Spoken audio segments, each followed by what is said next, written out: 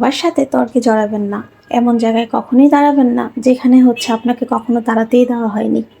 কেউ যদি আপনাকে এসে বলে গরু আকাশে ওড়ে, আপনি নিজেও জানেন এবং সে নিজেও জানে গরু কখনোই আকাশে ওড়ে না, তাহলে তার সাথে কেন আপনি তর্কে জড়াবেন? তার সাথে তালে তাল মিলিয়ে বলবেন হ্যাঁ গরু আকাশেই ওড়ে। যে জায়গায় দাঁড়ালে বুঝবেন আপনার কোনোই কদর নেই, সেই জায়গায় দ্বিতীয়বার যাবেন না। একটা কথা জানেন তো, অপাত্রে কখনোই ভালোবাসা দান করতে নেই। সো হ্যালো এভরিওয়ান, আসসালামু আলাইকুম। কেমন আছেন সবাই? আমি তো আলহামদুলিল্লাহ খুব ভালো আছি। আই হোপ আপনারাও খুব ভালো আছেন। তো সকালবেলা সানিদের জন্য নাস্তা বানাচ্ছিলাম।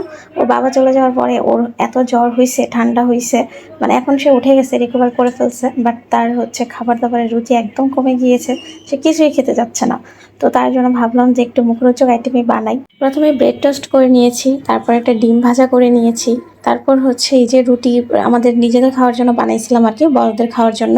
তো সেখান থেকে একটা রুটি নিয়ে তার জন্য সবজি আগে প্রিপারেশন করে রাখা ছিল ফ্রিজে, তো সেটা বের করে একটু সমোচার মতো করে দিচ্ছি। এইভাবে বানালে দেখা যায় যে একটা রুটি থেকে 4টা সমোচা হয়, আর তখন দেখতেও সুন্দর লাগে শেপটা, আর ও খেতেও পছন্দ করে।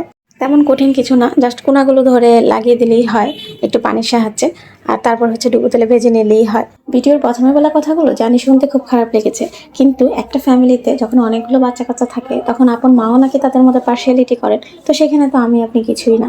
তাহলে খারাপ ভালোটা চিনবো কিভাবে? আসলে খারাপ ভালো তো কখনোই চেনা যায় না। একই ফ্যামিলিতে হয়তো বা একজনের থাকতে খুব ভালো লাগতেছে, অন্যজনের হয়তো বা থাকতে ভালো লাগতেছে না।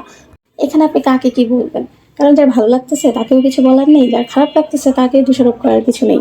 পরিবার এবং সমাজে বিভিন্ন মানদণ্ডে একটা মানুষকে মূল্যায়িত করা হয়, এখানে তো কাউকে দোষারোপ করার কিছু নেই। আপনার যদি মানদণ্ডটা ভালো থাকে আপনার সেখানে থাকতে ভালো লাগবে, স্বাভাবিক। আর যদি আপনার ভালো না লাগে, আপনাকে যদি ঠিকঠাক মতো মূল্যায়ন না করা হয়, তাহলে আপনার সেখানে ভালো লাগবে না। আমাদের হিউম্যান সাইকোলজিটাই এরকম, যেখানে ভিড় বেশি সেখানেই মানুষ ঝাঁপিয়ে পড়ে।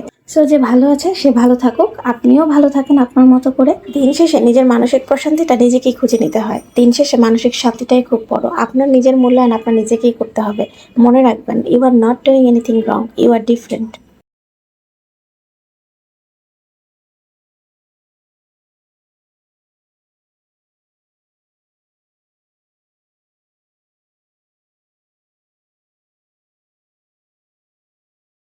এই আমড়াগুলো আমার হাজব্যান্ড যাওয়ার আগে কিনে নিয়ে আসছিল। তো এখানে প্রায় 3 কেজির মতো আমড়া রয়েছে, মানে সে আচার খাওয়ার জন্য নিয়ে আসছিল আর কি। তো ওকে সব মোটামুটি একটু একটু খাওয়ানো হলেও এই আচারটা আর বানিয়ে খাওয়ানো হয় নাই। তো খুবই তাড়াহুড়া ছিল, সেটা তো জানেনই আপনারা।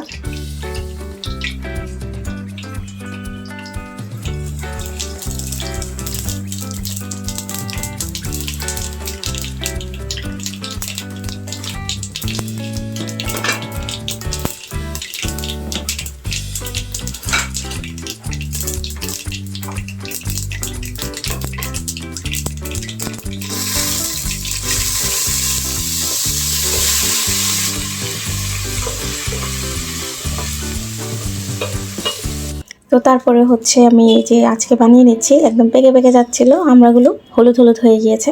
তো ফোড়ন দিয়ে নিচ্ছি। ফোড়নগুলো আমি সব সময় গুঁড়ো করে দিই, কিন্তু এইবার সেটাও সময় পাইনি, তাই সবকিছু আস্তে আস্তেই দিয়েছি। সাদিদ আবার টক মোটামুটি পছন্দ করে, তো ভাবলাম যে বানিয়ে দিই, সেও খাবে আর সবাই খাবে, ভালো লাগবে। তো সেই জন্য আর কি বানিয়ে নিচ্ছে আচারগুলো। আর এখান থেকে আমি 2-3টা খেয়ে ফেলছিলাম এমনি এমনি কাঁচা। এখন অ্যারাউন্ড 3 কেজির মতো আছে। ফোড়নগুলো ভালো করে ভেজে নেওয়ার পর আমি এখন আমড়াগুলোকে দিয়ে দিচ্ছি। আর কারণ আমড়াগুলোকে আমি একটু ভেজে নিব ফোড়নের সাথে, তাহলে পানিটা টেনে যাবে, তাহলে আমড়াটা বেশি দিন সংরক্ষণ করা যাবে।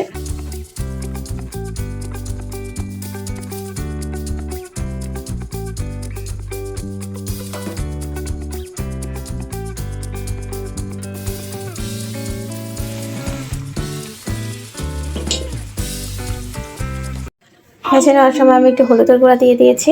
লবণটা এখন আমি দিচ্ছি না, কারণ লবণটা দিলে কি হবে, পানি উঠে যাবে, তখন আর ভাজা যাবে না ভালো করে।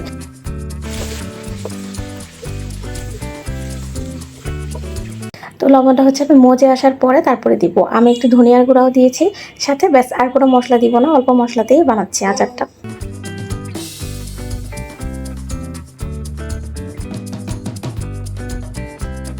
নিয়তি কখনো হিসাব ভুল করে না, ভুল করি আমরাই। স্বপ্নে, ভাবনায়, বিশ্বাসে আমরা যেটা ধরেই নিই আমরা পেয়ে গেছি, বা এটা সেটা আমাদের, সেটা আসলে কখনোই আমাদের হয় না। কখনো ধরে নিতে নেই, কখনো ভেবে নিতে নেই, কখনো এত আত্মবিশ্বাসী হতে নেই, কারণ নিয়তি অনেক বড় পাক্কা খেলোয়াড়। আমরা ঘুরে ফিরে সেখানে এসে দাঁড়িয়ে পড়ি, যেখানে দাঁড়ানোর কথা কখনো চিন্তাও করিনি। মোটামুটি ভাজা হয়ে গিয়েছে, একটু মজেও আসছে। তারপর হচ্ছে আমি লবণটা দিয়ে দিয়েছি।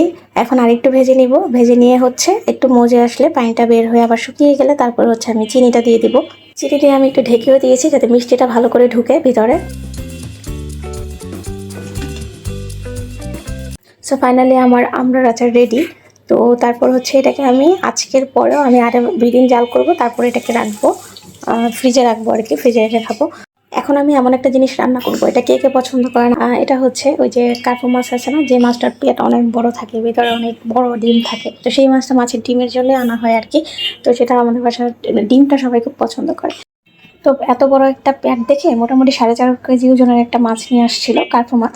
তো সেটাকে হচ্ছে বাজারেই কাটিয়ে নিয়ে আসছে। তো যখন কাটলো তখন একদম ভেরি ডিসঅ্যাপয়েন্টিং ছিল আমাদের জন্য। মানে মাছের পেটে ডিমের বদলে তেল ছিল, তেল না, এটা চর্বি ছিল আর কি। এবং বিশাল সাইজের একটা চর্বি। মানে চর্বি যেদিন কিনে নিয়ে আসছিল সেদিন হচ্ছে আলু দিয়ে ভেজে খেয়ে ফেলছিলাম অর্ধেকটা, আর অর্ধেকটা রেখে দিয়েছিলাম। আজকে সেটা শেয়ার করতেছি আপনাদের সাথে। অবশ্য প্রবলেম নাই, আমরা চর্বি খেতে পছন্দ করি, মানে মাছের চর্বিটা ভালোই লাগে খেতে। তো সেটাই এখন রান্না করব। তো মোটামুটি একটু তেল দিয়ে নিয়েছি, তারপর রসুন ভেজে পেঁয়াজ কুচি আর হচ্ছে কাঁচামরিচ ফালি দিয়ে ভেজে নিয়েছি হালকা একটু।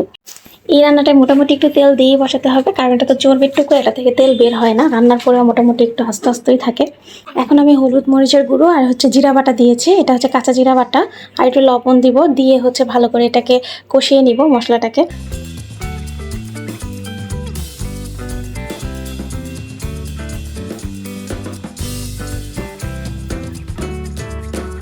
মোটামুটি অল্প অল্প করে পানি দিয়ে 2 থেকে 3 বার আমি এটাকে কষিয়ে নিয়েছি। তারপর হচ্ছে মাছের এই যে চর্বির টুকরাগুলোকে আমি দিয়ে দিব। আমি বড় বড় টুকরা করেই দিচ্ছি, কারণ হচ্ছে এটা যখন একটু শক্ত হয়ে আসবে তখন হচ্ছে চামচের খোঁচা দিয়ে ছোট ছোট টুকরা করে দিব। এটাই সহজ মনে হয়েছে আমার কাছে।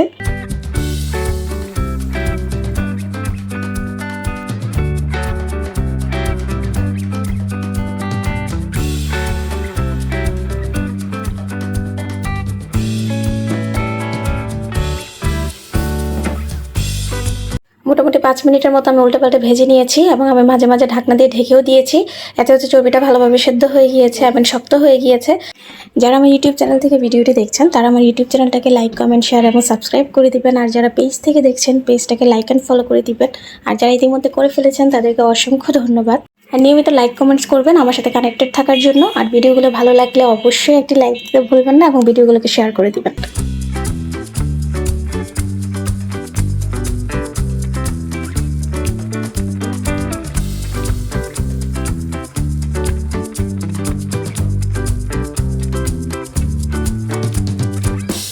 তো চর্বিগুলোকে ভালো করে কষানো আসার পরে তারপর হচ্ছে আমি এটাকে কুচিয়ে কুচিয়ে ছোটো ছোটো টুকরা করে ভেঙে দিয়েছি। তারপর আরেকটু কষিয়ে নিয়ে আমি আলুর টুকরাগুলো দিয়ে দিচ্ছি, মানে আলু কুচি করে রেখেছিলাম অ্যাকচুয়ালি, সেটা দিয়ে দিচ্ছি। আমি হচ্ছে অনেক বেশি কুচি করতে পারি না, তো এটুকুই রেখেছি। আমার মনে হয় যে এটা করলে আলু ভাজিটা আস্তে আস্তে থাকে, কারণ অনেক সময় মশলা দিয়ে কষিয়ে বেশি চিকন করে আলু কেটে দিলে হচ্ছে আলুটা গলে গলে যায়, মানে আলু ভাজির ক্ষেত্রে। তো সেই জন্য আমি একটু ফালি মানে একটু মোটা মোটা করে কুচি করেছি আর কি। এখন এটাকে নেড়ে চেড়ে ভেজে ভেজে সিদ্ধ করে নিচ্ছি। আমাদের জীবন তো একটাই, আমরা জানিও না যে আমাদের জীবনে কতটুকু সময় আমাদের হাতে আছে বা আমরা কতটুকু সময় পাবো। তাই প্রত্যেকটা সেকেন্ড, প্রত্যেকটা মিনিট, প্রতিটা ঘন্টার জন্য আমাদেরকে সিলেক্টিভ হতে হবে, খুঁতখুঁতে হতে হবে। লাইফে এন্টারটেনমেন্ট, আড্ডা, সিনেমা, বন্ধুত্ব সবকিছুই দরকার আছে, কিন্তু সেগুলো কখনোই আমাদের লাইফের 80% বা 100% হতে পারে না। ফিউচারকে আমরা যেভাবে ইগনোর করি, আমরা যেভাবে পাশ কাটাই, যেভাবে প্রোক্রাস্টিনেট করি, যেভাবে হচ্ছে আমরা ইগনোর করি, ফিউচারও ঠিক সেভাবে আমাদেরকে এক্স্যাক্টলি সেমভাবে ধোঁকা দিয়ে অন্যের ঘাড়ে চলে পড়ে। আমাদের প্রত্যেকটা মানুষেরই লাইফে একটা প্রেস্টিজিয়াস গোল থাকে, সেই প্রেস্টিজিয়াস গোল অনুসারে আমরা কাজও করি, কিন্তু দেখা যায় যে আমাদেরকে বিভিন্ন জিনিস পাশ থেকে এসে ডিস্ট্রাক্ট করে দেয়। কিন্তু সেগুলো ইগনোর করতে না পারার কারণে আমরা দেখা যায় যে সেই ডিস্ট্রাকশনগুলোতে ফেসে যাই। কিন্তু আমাদেরকে বুঝতেই হবে যে সেগুলো আসলে একটা ডিস্ট্রাকশন ছিল। এই এতগুলো কথা বলার কারণ কি? কারণ আমি নিজেও এই ডিস্ট্রাকশনগুলোতে ফেসে যাই এবং বারবার ফেসে যাই।